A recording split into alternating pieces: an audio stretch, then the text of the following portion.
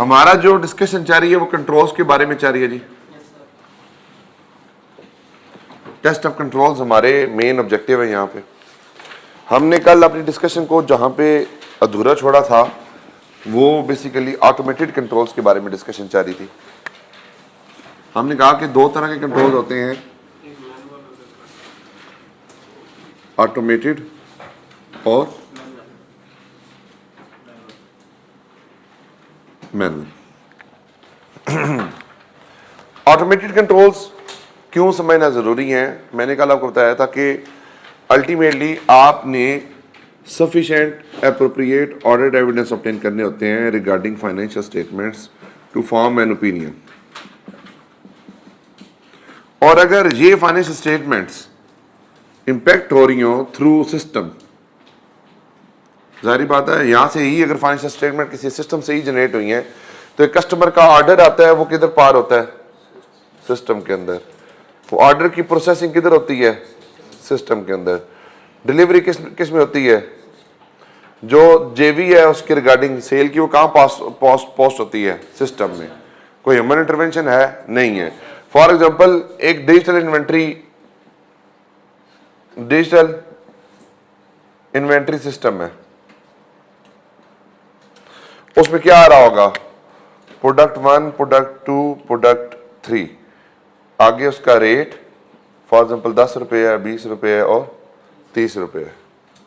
उसकी available quantity 10, 5, 5। अब आपने फॉर एग्जांपल कस्टमर्स ने ऑर्डर दिया तो यहां से ऑटोमेटिकली फॉर एग्जांपल आपने प्रोडक्ट 1 का जो है 5 आइटम का ऑर्डर दिया तो सिस्टम ने क्या किया, सिस्टम के अंदर 5 आइटम क्वांटिटी उठाए, इनटू 10 किया, उसने बना दिया जी 50 और 50 रुपीज का आपका ऑर्डर हो गया। उसमें से जाहिर बात है सिस्टम के अंदर सेल टैक्स रेट लगा हुआ था, आपने सेल टैक्स मैनुअल कैलकुलेट नहीं किया। जब आप फूड पार्टनर पे ऑर्डर करते हैं तो ऑटोमेटिकली बता देता है कि इतनी फूड कॉस्ट है, इतने डिलीवरी चार्जेस हैं, इतना सेल टैक्स है।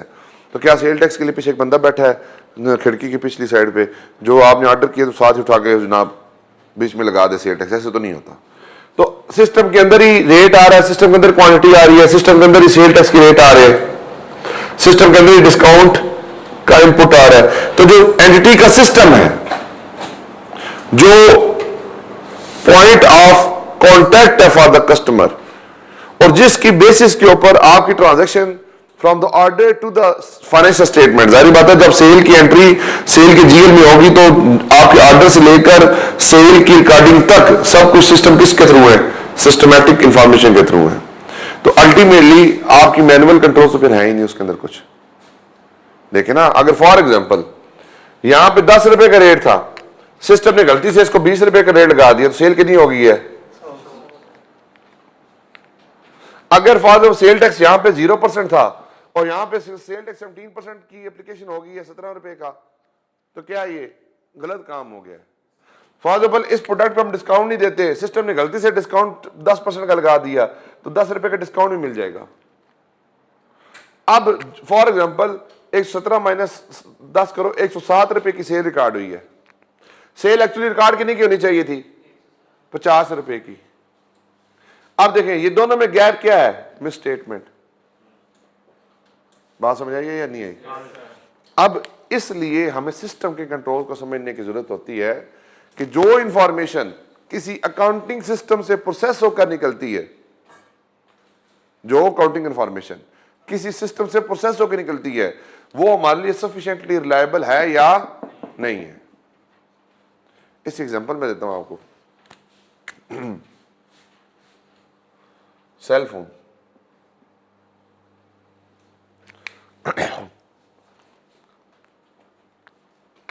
इस सेल फोन को कोई अनऑथराइज्ड बंदा एक्सेस ना कर सके, आप क्या करते हैं इसके ऊपर, क्यों लगाया, किस चीज से, अनऑथराइज्ड लोगों की पहुंच से दूर रखने के लिए मैंने क्या लगा दिया, पासवर्ड लगा दिया। पासवर्ड क्या कर रहा है, इस सेल फोन की एंट्रेंस को प्रोटेक्ट कर रहा है। आगे चलते हैं। जब आप अपना मोबाइल यूज करते हैं तो आपको थ्रेट होता है कि हो सकता है कि मेरे मोबाइल के अंदर से जनाब कोई फंड्स ट्रांसफ़र हो जाएं, कोई और काम हो जाए, तो आपने इसके अंदर यूज़र्स भी क्रिएट किए होते हैं, समटाइम किए होते हैं। क्यों किए होते हैं? फॉर एग्जाम्पल कि आपका कज़न आया, आप कज़न का या मुझे मोबाइल चाहिए, तो आप जाएंगे एप्लीकेशन में जाके वहाँ पे अपना यूज़र क्लोज करेंगे या उसको सीज करेंगे, साथ ही एक न्यू यूज़र क्रिएट कर लेंगे। अब न्यू यूज़र क्रिएट करेंगे तो मोबाइल के अंदर उसके पास कुछ एक्सेस नहीं होगी आपके ओरिजिनल डाटा की। आपने क्यों किया है? कोई चेंजेस ना कर दे। अब आपके जहन में क्या रिस्क है? यार मेरे मोबाइल के अंदर कॉन्टैक्ट्स हैं वो लीक हो सकते हैं, मेरे पर्सनल इंफॉर्मेशन है वो लीक हो सकती है, मेरे पासवर्ड्स हैं वो लीक हो सकते हैं, मेरा मोबाइल बैंकिंग है वो लीक हो सकती है। अल्टीमेटली मैंने क्या किया? पासवर्ड के साथ एक यूजर भी लगा दिया। ये क्या कंट्रोल कर रहा है? ये यूजर की एक्सेस दे दी है मैंने। जारी बात है सिस्टम के ऊपर एक्सेस तो मिलनी है। अब फॉर एग्जाम्पल एक लैपटॉप के ऊपर, कंपनी के पास एक लैपटॉप है, 2 शिफ्टों में काम करते हैं, तो ये थोड़ी होगा कि जनाब जो साद है इसको डिफरेंट लैपटॉप दे दें और जो दूसरा फाखिर है इसको डिफरेंट लैपटॉप दे दें, या डेस्कटॉप है तो ये डेस्कटॉप 2 डिफरेंट होंगे। ऐसे तो नहीं होगा। एक ही यूजर, 2 यूजर एक ही सिस्टम को 2 डिफरेंट टाइम के ऊपर एक्सेस कर रहे होते हैं। अब यहां पे यूजर की एक्सेस भी वहां पे आ गई। अल्टीमेटली देखें, अब एक आप सेल फोन को प्रोटेक्ट कर रहे हैं, एक आप सेल फोन की ओवरऑल प्रोटेक्शन कर रहे हैं, ओवरऑल। एक इसके अंदर इंडिविजुअल एप्लीकेशंस भी हैं, फेसबुक है, व्हाट्सएप है, टिंडर है, XYZ है, जी मुख्तलिफ ऐप्स है ना, मोबाइल बैंकिंग की ऐप्स हैं। देखें, एक आप इस पूरे मोबाइल फोन को क्या कर रहे हैं? प्रोटेक्ट कर रहे हैं। दूसरे नंबर पे आपके जहन में क्या है कि जनाब ये जो इसके अंदर एप्लीकेशन है ये भी प्रोटेक्टेड होनी चाहिए। हाँ, होता है ना सवाल। फॉर एग्जाम्पल आपने कैसर को मैसेज भेजा, अब्दुल्ला ने कैसर को मैसेज भेजा, हाउ आर यू।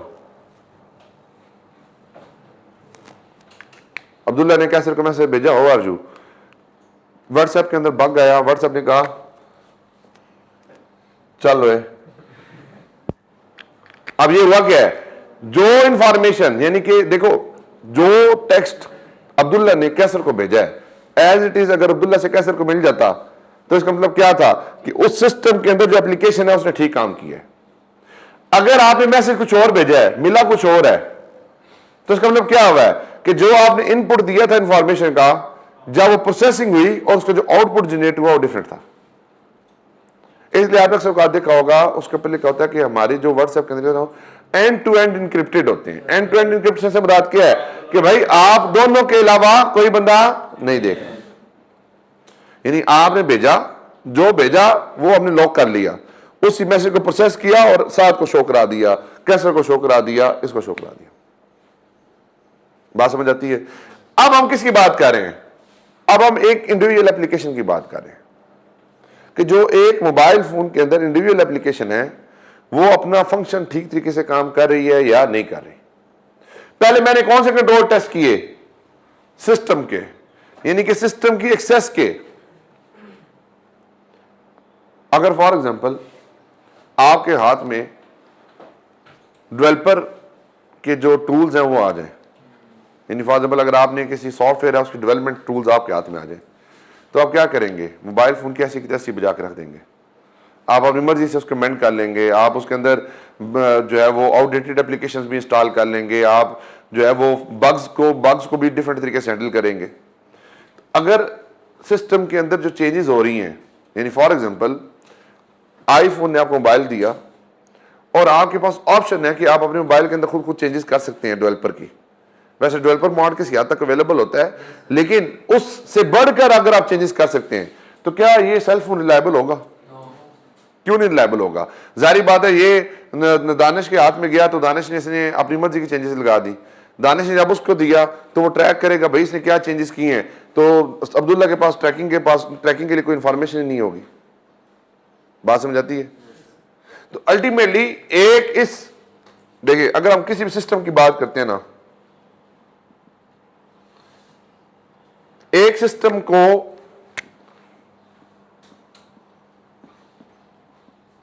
एक्सेस करने के लिए और सिस्टम को चेंज करने के लिए कंट्रोल है जो ओवरऑल कंट्रोल्स है।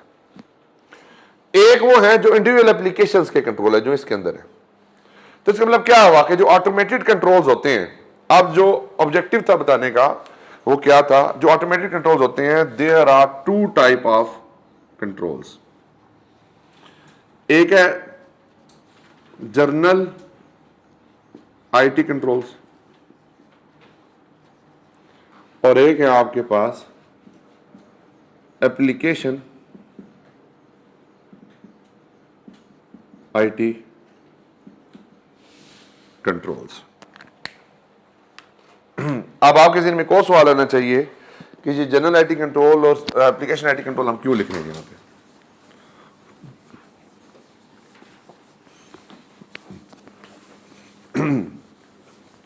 समझ आ रही है? ऊपर से तो नहीं गुजर रही इंफॉर्मेशन? ऊपर से तो नहीं गुजर रही?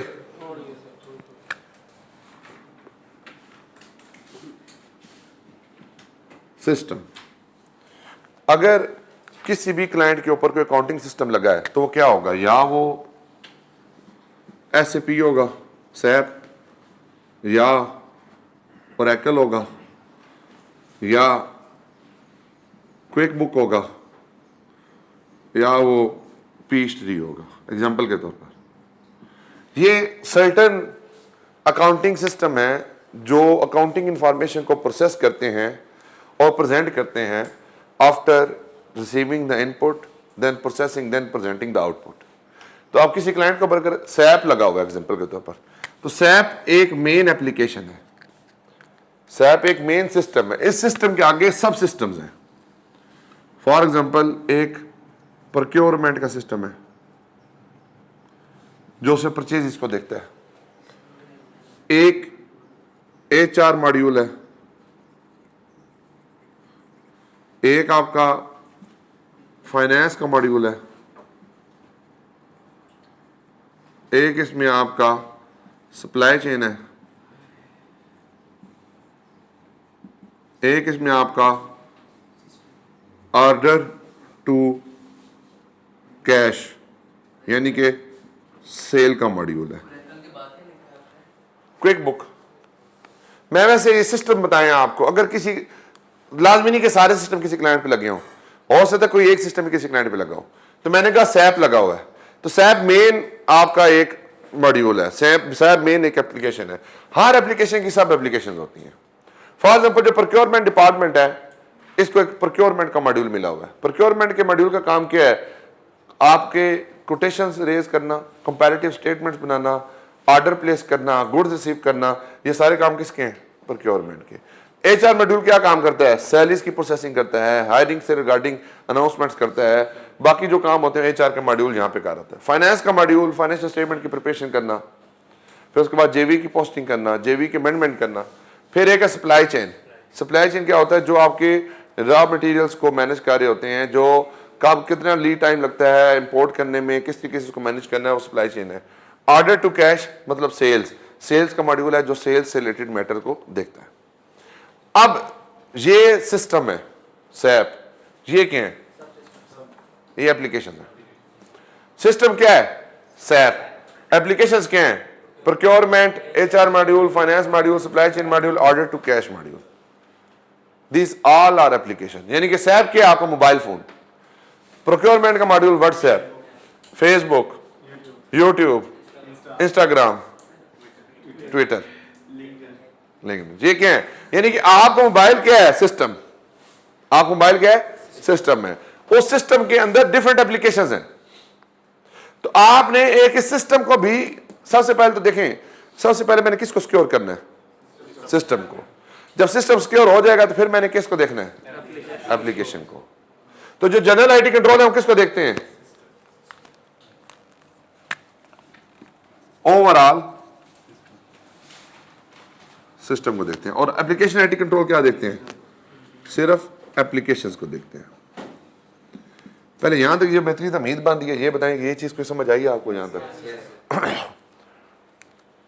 एग्जाम्पल देता हूं, मोबाइल फोन पे पासवर्ड लगाया हुआ है, जनरल आईटी कंट्रोल है या application control? General IT control. Program के अंदर चेंजेस हो सकती हैं या नहीं हो सकती? जनरल आईटी कंट्रोल है, एप्लीकेशन कंट्रोल है? प्रोग्राम चेंजेस से मुराद क्या है? यानी कि सिस्टम के अंदर आप अमेंडमेंट्स कर सकते हो। जनरल आईटी कंट्रोल है या एप्लीकेशन आईटी कंट्रोल है? यूजर्स डिफाइन किए हुए हैं, जनरल आईटी कंट्रोल है या एप्लीकेशन आईटी कंट्रोल है? जनरल आईटी कंट्रोल है। सेल्स ठीक वैल्यू पर रिकॉर्ड हो रही है, जनरल आईटी कंट्रोल है application IT control? Application IT control है। Very good.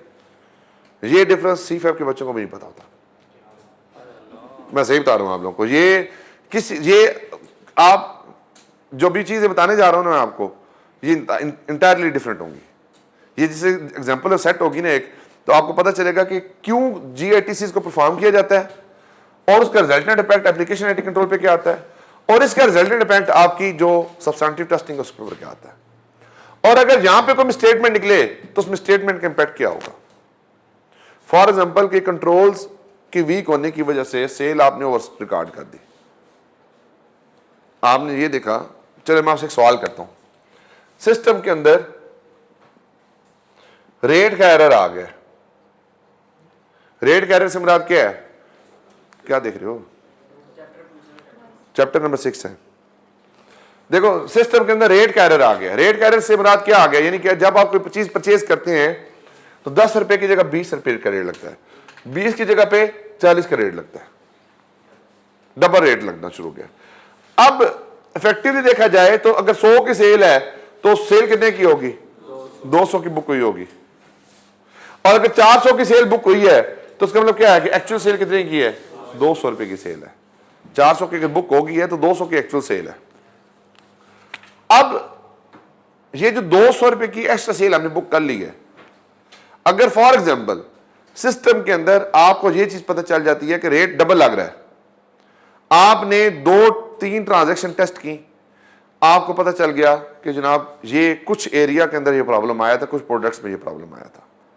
मैनेजमेंट कहती है कोई मसला नहीं है, इसकी वजह से ना ये कोई ज्यादा इंपैक्ट नहीं है, आप इसको इग्नोर कर दें। आपके मटीरियलिटी लेवल है 100 मिलियन की, जो स्टेटमेंट आइडेंटिफाई हुई है वो ये 40 मिलियन की, लेकिन ये जो स्टेटमेंट है ये किसकी वजह से है, सिस्टम की वजह से आई है। सिस्टम की मिसस्टेटमेंट है, ये किसकी मिसस्टेटमेंट है, सिस्टम की मिसस्टेटमेंट है। बताएं इंपैक्ट क्या होगा ओपिनियन पे जी। ये डिडक्टेड मिसस्टेटमेंट है 40 million. This is the main point. क्या पॉइंट है जी, 40 की तो आइडेंटिफाई हुई है, what about other misstatements. System के अंदर हो सकता है कि सेल टैक्स का रेट भी डबल लग रहा हो, बाकी पैरामीटर भी चेंज हो रहे हो, तो अब बाय अमाउंट ये क्या है, इमटेरियल, लेकिन बाय नेचर ये क्या हो जाएगी, मटेरियल। ये बात समझ आई नहीं आई? बाय अमाउंट क्या है ये, इमटेरियल, लेकिन बाय नेचर ये क्या है, मटेरियल है, ये क्वालिटेटिव मटेरियल है। तो सिस्टम की मिसस्टेटमेंट्स या कंट्रोल की मिसस्टेटमेंट्स क्या होती हैं, बाय नेचर मटेरियल होती हैं। अगर पेपर में ये सवाल आ जाए कि जनाब जो सिस्टम के कंट्रोल की डेफिशिएंसी की वजह से कोई स्टेटमेंट आई है वो इमटेरियल है, तो आप इसको मटेरियल कंसीडर नहीं करना, आपने कहना है कि ये मटेरियल भी हो सकती है। So we need further procedures to conclude कि क्या ये वाकई मटेरियल है या नहीं है। अगर ये क्वालिटेटिव मटेरियल है तो फिर इंपैक्ट ऑन ओपिनियन आएगा, और अगर आप कंक्लूड कर लेते हैं कि वाकई इस खिलाफ कोई स्टेटमेंट नहीं है तो फिर आप इस केस में अनमोडिफाइड ओपिनियन दे सकते हैं। सिस्टम के अंदर ये चीज जरूरी है। मुझे एक चीज बताएं, पहले जीआईटीसी परफॉर्म करने चाहिए या एप्लीकेशन कंट्रोल परफॉर्म करने चाहिए जी?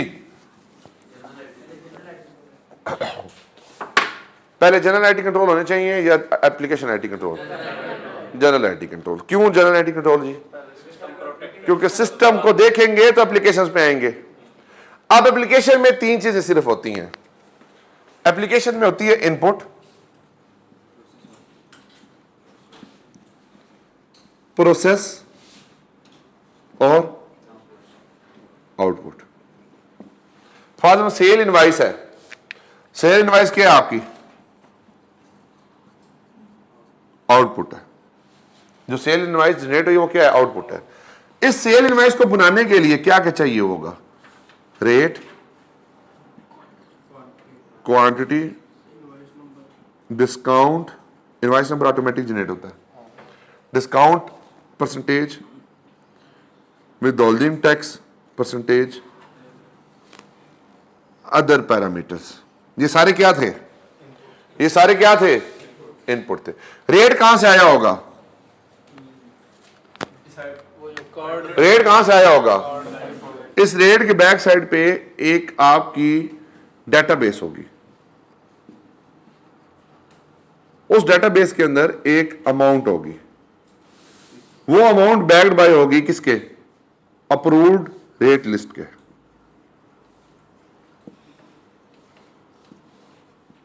ये बात समझ आई आपको? नहीं है। क्वांटिटी कहां से आई? ऑर्डर से। डिस्काउंट परसेंटेज कहां से आई?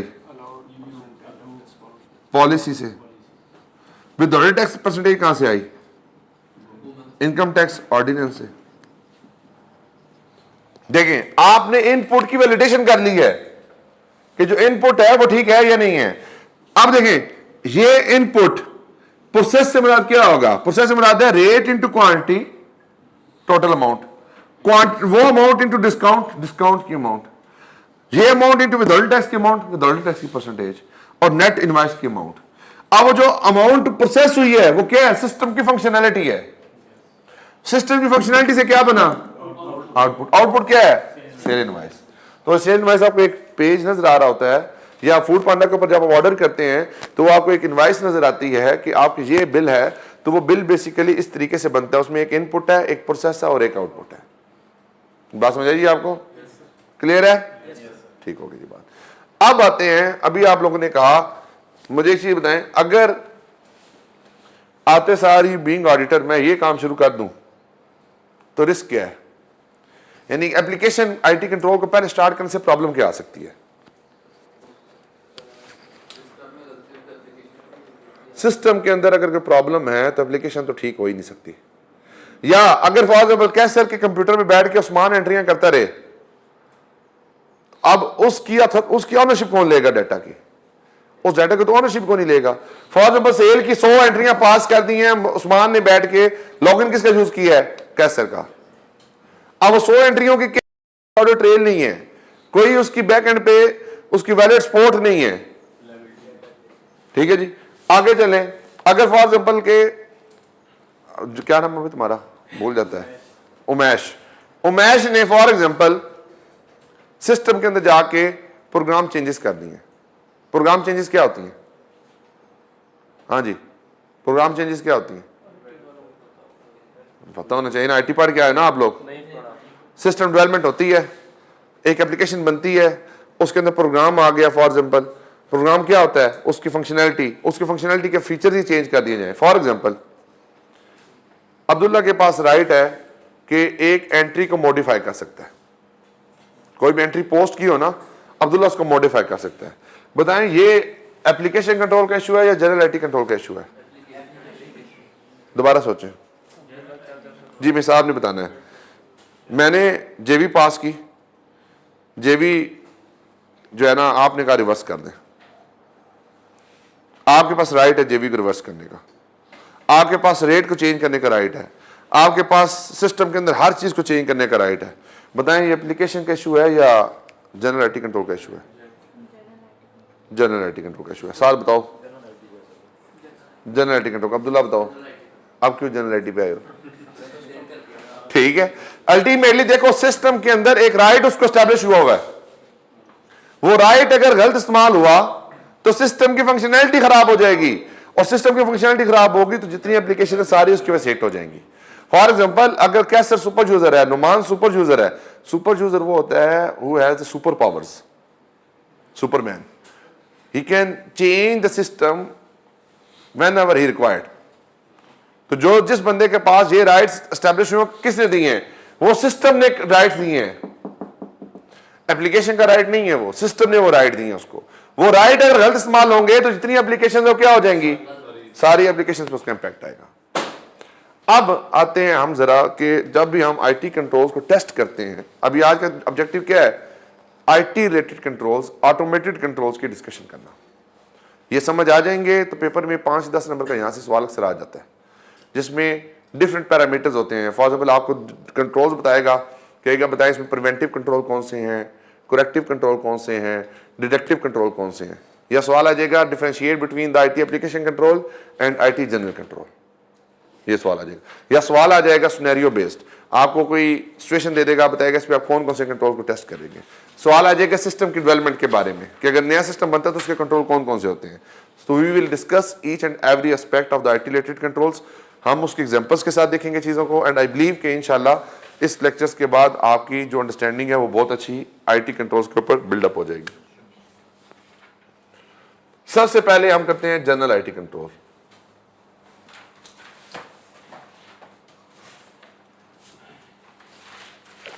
जनरल आईटी कंट्रोल या इफेक्टिव होंगे या इनइफेक्टिव होंगे,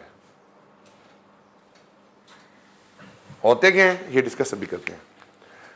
जनरल आईटी कंट्रोल्स आपने परफॉर्म किए, आंसर आया इनइफेक्टिव, कि जनरल आईटी कंट्रोल इफेक्टिव नहीं है, यहां पे प्रोसेस क्या हो जाएगा, क्लोज। इसका मतलब क्या है, not to rely on IT controls, हम आईटी कंट्रोल्स पे रिलाई नहीं कर रहे। Not to test application control, यानी कि हमने जनरल आईटी कंट्रोल अगर सिस्टम ही खराब है तो एप्लीकेशन को टेस्ट करने का ऑब्जेक्टिव ही नहीं है, ना फायदा है। वो अगर सिस्टम खराब है तो ऑटोमेटिकली उसके एप्लीकेशंस भी खराब है। तो अगर सिस्टम के कंट्रोल ही इनइफेक्टिव है तो प्रोसेस क्लोज हो जाता है, आईटी कंट्रोल के ऊपर रिलाई नहीं किया जाता, आईटी एप्लीकेशन कंट्रोल को परफॉर्म नहीं किया जाता। अगर आंसर आता है general IT controls are effective, general IT controls are effective, तो जब जनरल आईटी कंट्रोल की इफेक्टिवनेस की बात करते हैं तो फिर कहता है टेस्ट एप्लीकेशन कंट्रोल, यानी कि जो आपके एप्लीकेशन है उसके अंदर इनपुट, प्रोसेस और आउटपुट को टेस्ट करो कि वो ठीक तरीके से फंक्शन परफॉर्म कर रहा है या नहीं कर रहा। यहां पे फिर अगेन दो रिजल्ट्स आएंगे, इफेक्टिव या इनइफेक्टिव। अगर एप्लीकेशन कंट्रोल का रिजल्ट इनइफेक्टिव निकल आए तो फिर आप ये दोनों काम फिर करेंगे, not to rely on IT controls and not to test further application control, या उस स्पेसिफिक एरिया के ऊपर हम काम नहीं करेंगे। और अगर आंसर आ जाता है इफेक्टिव तो इससे क्या कर देंगे, हम रिड्यूस कर देंगे सब्सटेंटिव टेस्ट, रिड्यूस कर देंगे किसको, सब्सटेंटिव टेस्ट को।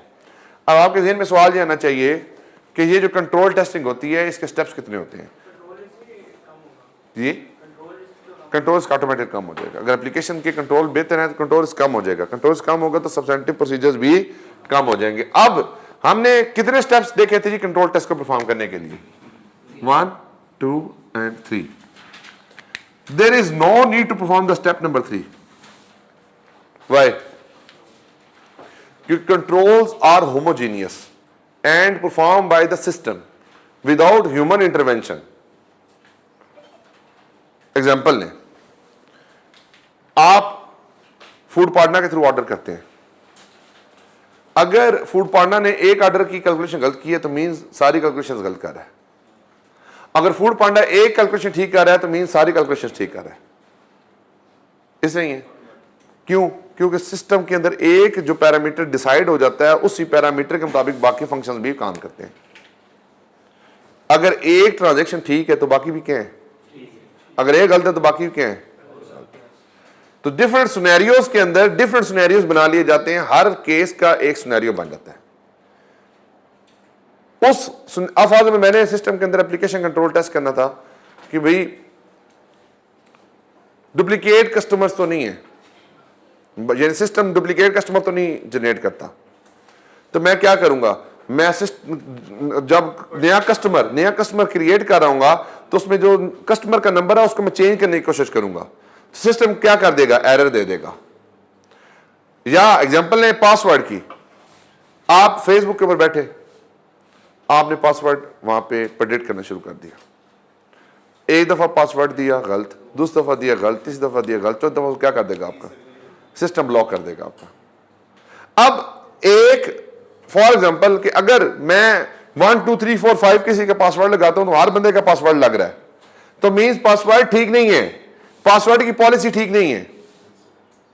और अगर फॉर एग्जांपल मैंने पासवर्ड चेंज करना है तो पासवर्ड चेंज करने में एटलीस्ट 8 कैरेक्टर होने चाहिए, 1 upper case, 1 lower case, special 1 special जो कैरेक्टर होते हैं, फॉर एग्जांपल @ परसेंटेज कॉमा, ये चीजें। अब फॉर एग्जांपल मैनेजमेंट कहती है हमारी ये पॉलिसी है, आप किसी भी सिस्टम में बैठेंगे उस सिस्टम के अंदर आप इस पैरामीटर से हटकर पासवर्ड लगाने की कोशिश करेंगे। अगर सिस्टम ने पासवर्ड रिजेक्ट कर दिया तो मतलब क्या है, ये कंट्रोल ठीक है। और अगर सिस्टम ने for example upper case ignore कर दिया, लोअर केस इग्नोर कर दिया, स्पेशल कैरेक्टर इग्नोर कर दिया और पासवर्ड एक्सेप्ट कर लिया चेंज, तो क्या है, इनइफेक्टिव है। एक ट्रांजैक्शन की बेस के ऊपर आप पूरे सिस्टम की असेसमेंट कर सकते हैं। बात समझाइए आपको। अब जब भी हम आईटी कंट्रोल्स की बात करते हैं तो ये 2 स्टेप्स पे काम खत्म हो जाता है, क्योंकि स्टेप 1 है ये प्रोसेस की अंडरस्टैंडिंग है,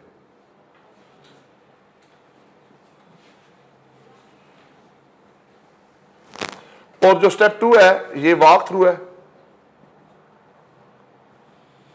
प्लस टेस्ट ऑफ कंट्रोल है, क्योंकि यहां पे ह्यूमन इंटरवेंशन नहीं है और सिस्टम जो है ऑटोमेटिक कंट्रोल परफॉर्म करता है। एक ट्रांजैक्शन पूरी पॉपुलेशन की रिप्रेजेंटेटिव हो सकती है। एक्सेप्शन किस तरह से आएगी? फॉर एग्जांपल अगर देखो ऐसे नहीं हो सकता, सिस्टम का बग है तो सारी ट्रांजैक्शन गलत है। हाँ, अगर आपने एनोमली आइडेंटिफाई कर ली है एंड यू बिलीव कि ये बाकी बात से एक ही ट्रांजैक्शन में इशू था, देन आप ठीक कह रहे हैं, वो उसके अंदर फिर आपको कंट्रोल टेस्टिंग सेपरेटली करनी पड़ेगी। लेकिन जनरल परसेप्शन क्या होती है कि प्रोसेस अंडरस्टैंडिंग और वॉक थ्रू प्लस टीओसी, ये 2 स्टेप्स के अंदर आईटी कंट्रोल आपके टेस्ट हो जाते हैं। अब आप किसी में सवाल आना चाहिए कि भाई हम इतनी बातें कर रहे हैं जनरल आईटी कंट्रोल की, तो जनरल आईटी कंट्रोल्स में चीजें टेस्ट क्या की जाती हैं? हम बातें कर रहे हैं एप्लीकेशन कंट्रोल की, तो एप्लीकेशन कंट्रोल में बातें क्या टेस्ट की जाती हैं? आज हम अपने डिस्कशन को स्टार्ट करेंगे जनरल आईटी कंट्रोल से। पहले ये बताएं कि बेसिक समझ आई है आपको? कंट्रोल्स, सिस्टम, मोबाइल के साथ एप्लीकेशन, ये सारी बातें आपको होपफुली काफी हद तक समझ आ गई होंगी। अब 1 by 1 स्टार्ट करते हैं जी। इधर से मिटा दूं ये चीज, ये मिटाने लगा मैं।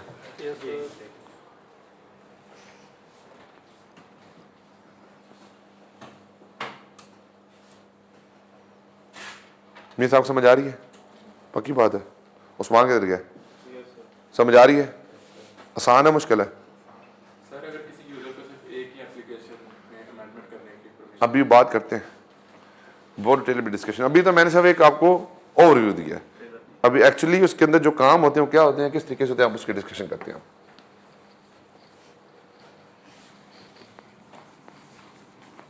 अभी हम डिस्कशन करने जा रहे हैं जी GITC की, GITC, जनरल आईटी कंट्रोल्स। पहला जी एक्सेस राइट।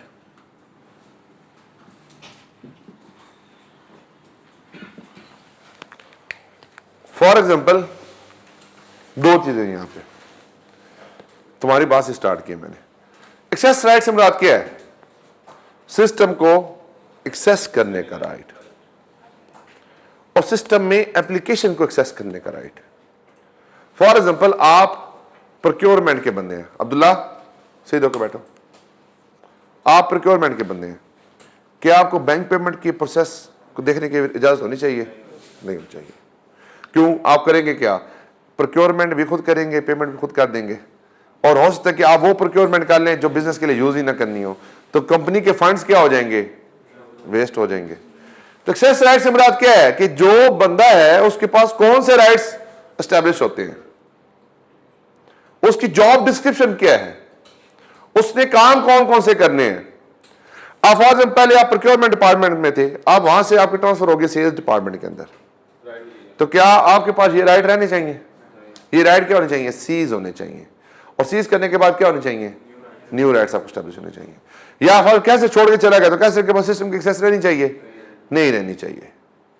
अब फॉर एग्जांपल आप किसी क्लाइंट के ऊपर ऑडिट करे जाते हैं, तो सबसे पहले आप क्या बात करेंगे उनसे? राइट्स ही नहीं हुआ सर। आप हमें एक्सेस राइट्स के बारे में बताएं, एक्सेस राइट की पॉलिसी क्या है? सर ये हर डिपार्टमेंट आगे पूछना पड़ेगा कि आपके पास कौन सा आईटी कंट्रोल्स, जो आईटी टीम है सिस्टम के अंदर, तो देखो सिस्टम के अंदर एक्सेस राइट जब बनते हैं ना, ये मैंने भी सैप की बात की थी, तो जिस यूजर को जो राइट एस्टेब्लिश होता है उसको पीछे से टिक कर देते हैं। यानी फॉर एग्जाम्पल नुमान का लॉगिन क्रिएट हो रहा था या तुम्हारा ममनून साहब का जो एक लॉगिन क्रिएट हो रहा था, तो मैंने कहा कि ममनून साहब जो हैं इनको ये 4 काम करने की इजाजत है, तो सदर साहब ने क्या किया, ये 4 कामों के अलावा कोई और काम करने की कोशिश की तो नहीं कर सकते। तो ये क्या था, वो एक पॉलिसी स्टेटमेंट थी। एक्सेस राइट की जो पॉलिसी थी वो क्या थी, प्रोसेस था। उस प्रोसेस के मुताबिक क्या हो गया, आपको एक राइट मिल गया।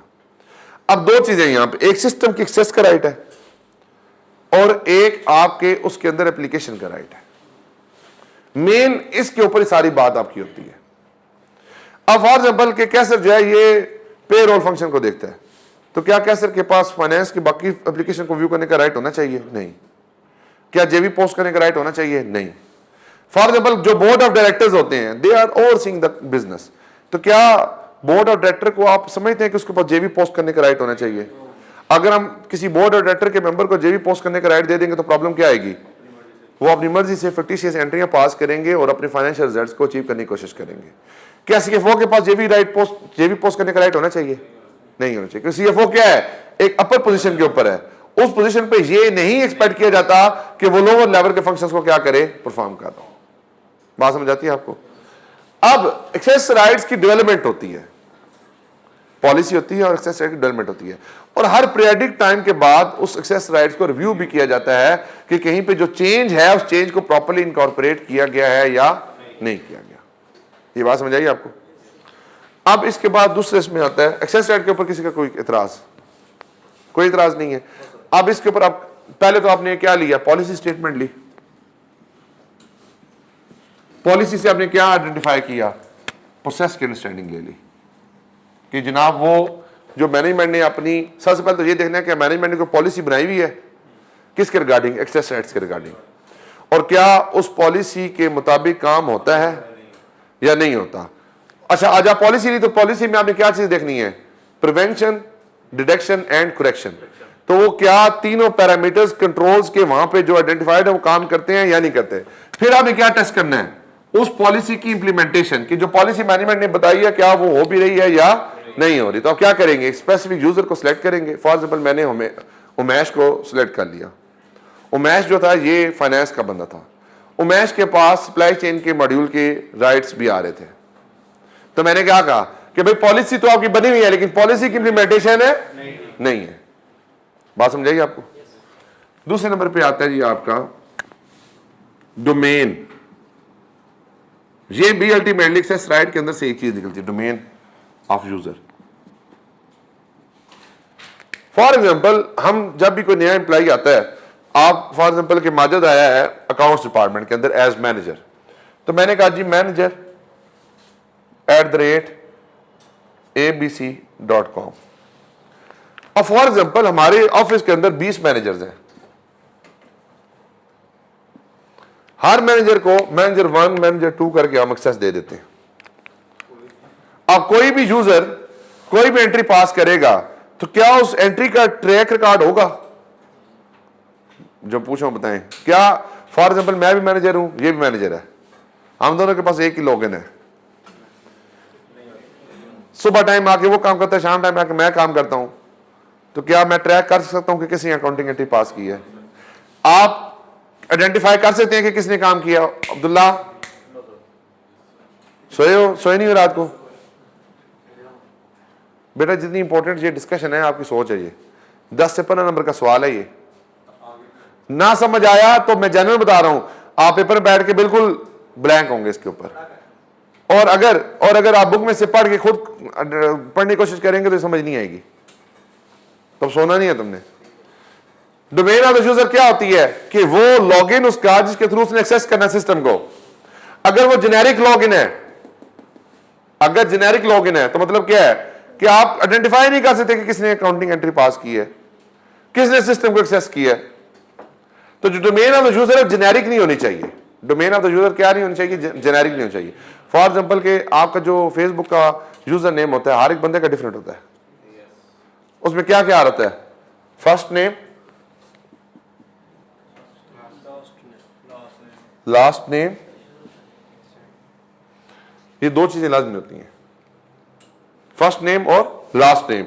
अगर डोमेन के अंदर ये फर्स्ट नेम और लास्ट नेम नहीं है, जेनेरिक डोमेन्स है, manager@abc.com, assistant manager@abc.com, junior officer@abc.com, तो जेनेरिक जो डोमेन्स होती हैं वहां पे आप अपने रिकॉर्ड्स की एक्सेस को आइडेंटिफाई नहीं कर सकते कि सिस्टम के अंदर किसी ने खिलवाड़ खेला है तो किसने खेला है। फॉर एग्जाम्पल माजिद को सीएफओ साहब ने कहा कि तुम वो जो मैनेजर वाला लॉगिन है ना उसको जरा लॉगिन करो और स्कूल से बैठ के एंट्रियां पास कर दो। माजिद साहब गए, माजिद साहब ने जनाब सिस्टम पकड़ा, 100 एंट्रियां डाल के ना चुप करके उठ के आ गए। पता चला बाद में कि सिस्टम के अंदर ना कोई एंट्रियां कर गया। पकड़ो भाई बंदा किसने किया? हाँ भाई मौलवी तुमने किए हैं। मौलवी सर मुझे पता ही नहीं है। नुमान पकड़ो, नुमान तुम मैनेजर तुमने किया? सर मुझे तो पता ही नहीं है। हाँ माजिद तुमने किया? सर आप देखें ना मैं किस से कहता हूँ मैंने काम किया है, ये आपके सामने ही बातें हैं सारी, मेरे पास कुछ भी नहीं है। तो कोई मानेगा? क्यों नहीं मानेगा? क्योंकि उसकी रिस्पॉन्सिबिलिटी को रिस्ट्रिक्ट नहीं किया। अगर यहीं पे होता majid.sajid@abc.com, फिर क्या होता बताइए ना, फिर क्या होता? फिर majid.sajid को पकड़ा जाना था। तो यहां पे सिस्टम के अंदर अगर डोमेन और यूजर प्रॉपर्ली डिफाइंड नहीं है तो आप सिस्टम की इंफॉर्मेशन पे रिलाई नहीं कर सकते। आपको यह भी पता है कि सिस्टम के अंदर क्या किया गया, खिलवाड़ खेला गया है। समझ आई बात की? तीसरे नंबर पे आपका आता है पासवर्ड। क्या चीज? यार फर्स्ट नेम और लास्ट नेम होना चाहिए। डोमेन तो आगे कंपनी की होती है, यानी कि आप यूजर नेम जो डिफाइन होता है ना उसमें फर्स्ट नेम और लास्ट नेम के साथ होना चाहिए। जेनेरिक डोमेन्स नहीं होने चाहिए, जेनेरिक नेम्स नहीं होने चाहिए। समझ आ रही है बात की? बेटा ये प्रैक्टिकली हम करते हैं ना, मैं वो आपको वो बातें बता रहा हूँ। बुक में जो लिखी हम बातें वो थोड़ा सा डिफरेंट वे में मैं आपको बाद में एक्सप्लेन कर दूंगा उनको भी, लेकिन जो प्रैक्टिकली जीआईटीसी टेस्ट होते हैं उसमें ये काम ही होते हैं। सबसे पहले आपने क्या टेस्ट करना है?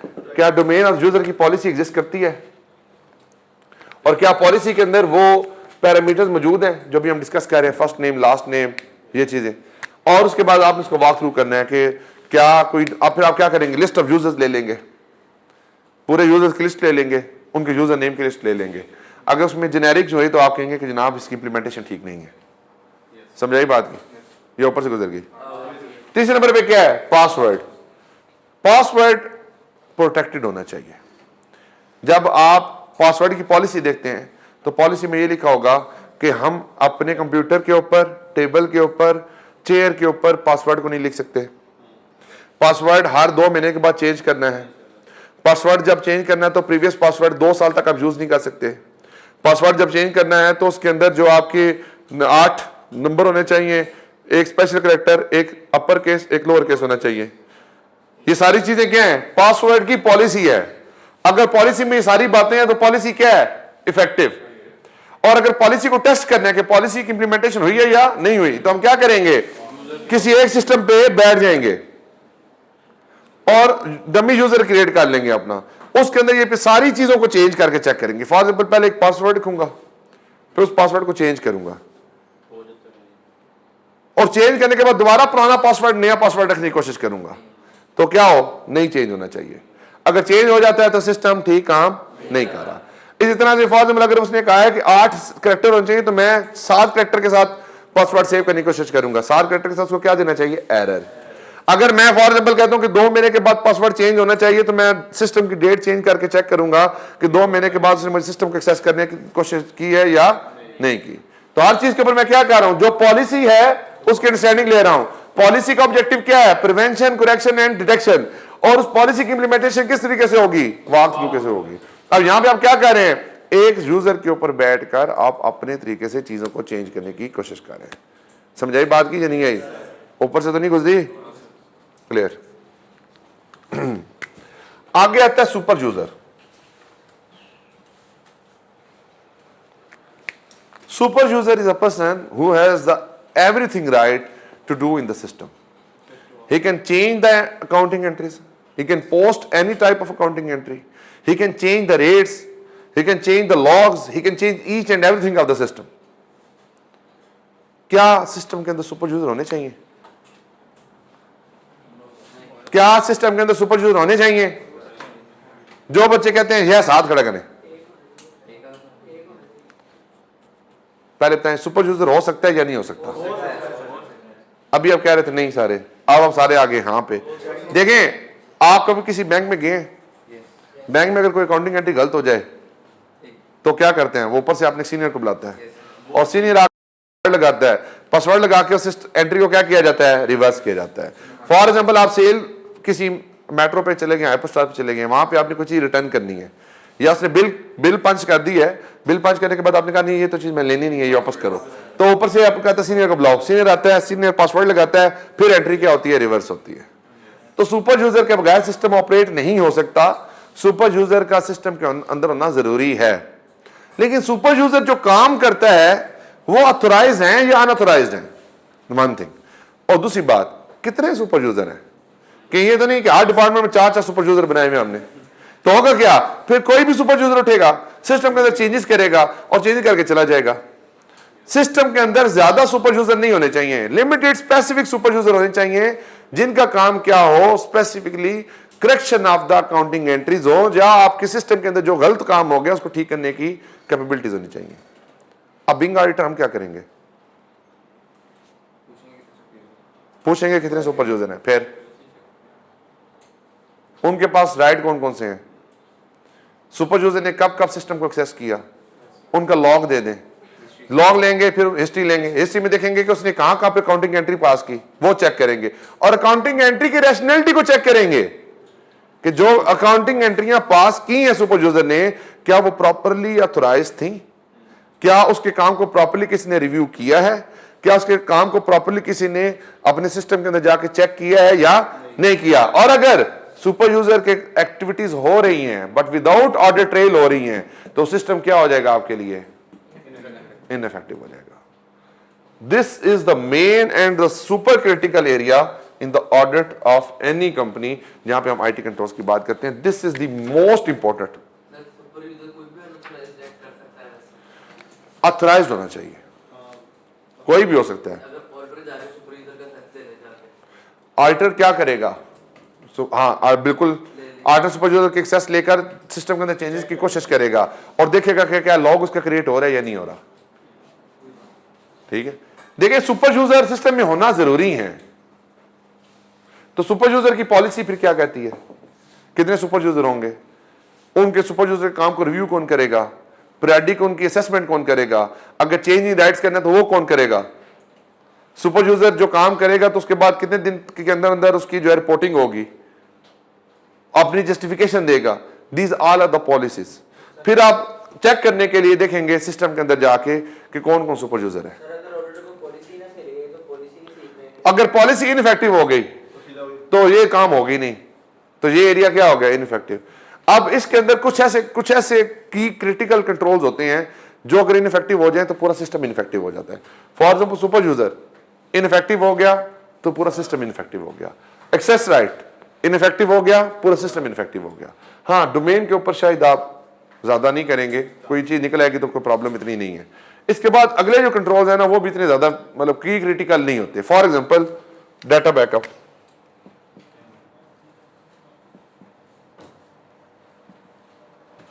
आप व्हाट्सएप के ऊपर देखें, जब आप वाईफाई कनेक्ट करते हैं तो आपका मोबाइल ऑटोमेटिकली डाटा बैकअप करना शुरू कर देता है। क्यों बैकअप करता है, फॉर एग्जांपल आपसे मोबाइल स्नैच हो जाए, आपने मोबाइल चेंज करें तो आपके पास सारे मैसेजेस की एक्सेस हो।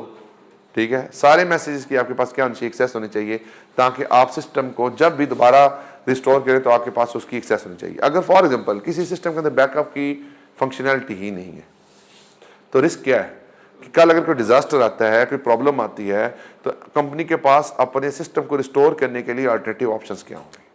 And if the company has no alternative option then this means कि कंपनी अपने बिजनेस को ठीक तरीके से ऑपरेट नहीं कर पाएगी। तो डाटा बैकअप भी वन ऑफ द कंट्रोल है। तो कल जिसने भी आना है ये कंट्रोल्स लिखने हैं, बाकी इंशाल्लाह कल क्लास में हम एडिशनल कंट्रोल जो होंगे डिस्कस करेंगे।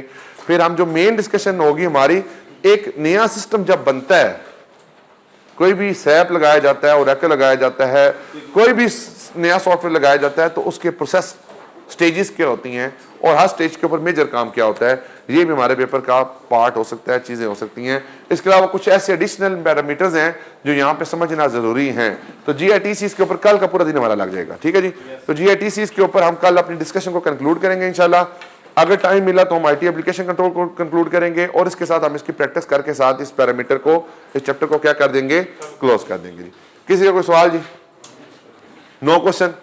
ले जी, आज की डिस्कशन को यहीं पे करते हैं कंक्लूड। मिलते हैं इंशाल्लाह फिर कल की क्लास में, तब तक के लिए अल्लाह हाफ़िज़।